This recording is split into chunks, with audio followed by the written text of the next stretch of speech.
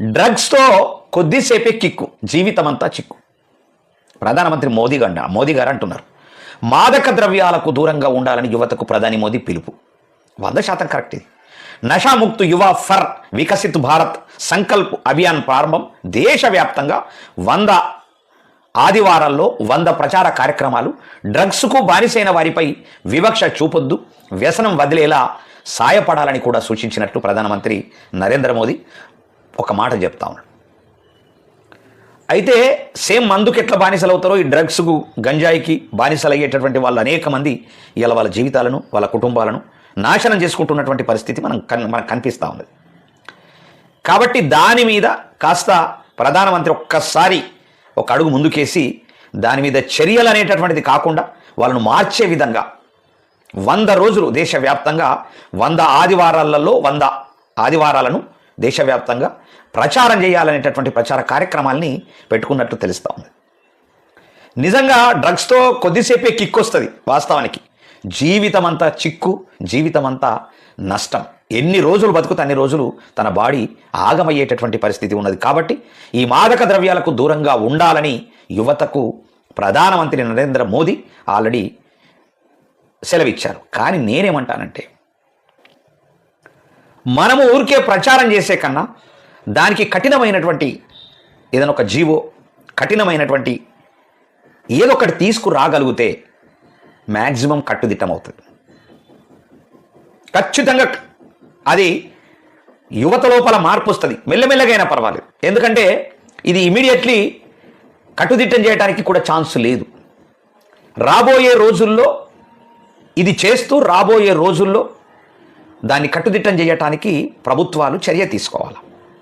ఎందుకంటే సడన్గా చేయలేం. క్రిస్టియానా అని నా క్లాస్మేట్, ఆమె కలెక్టరు, నిజామాబాద్ జిల్లాలో నా క్లాస్మేటు. ఆమె ఆల్రెడీ ఎంబీబీఎస్ కూడా చేసింది, ఐఏఎస్ ఆఫీసర్ అయింది. ఆమె నిజామాబాద్ కలెక్టర్గా జాయిన్ అయిన తర్వాత, అపాయింట్ అయిన తర్వాత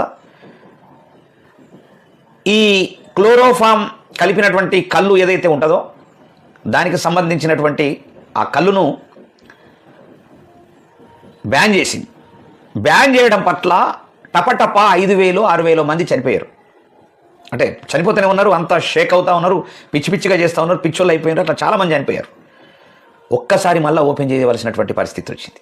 అది మెల్లమెల్లగా తగ్గించాలనే తప్ప దానికి తయారు చేస్తున్నటువంటి వాళ్ళను కాస్త కఠినంగా తగ్గించుకుంటూ రావాలని వాళ్ళకి అలవాటు చేయడం కూడా తగ్గించుకుంటే తప్ప వర్కౌట్ అయ్యేటటువంటి పరిస్థితి లేదు.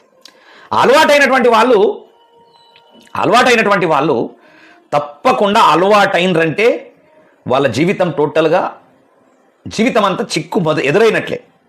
ఆ డ్రగ్స్ కానీ మందు కానీ ఏదైనా సరే కంటిన్యూగా తాగేటటువంటి వాళ్ళు, ఏదో లైట్గా ఎప్పుడో ఒక్కసారి తాగడము, ఎవరైనా చుట్టాలో బంధువులు వస్తే తాగడం అనేటటువంటిది అది కామన్గా.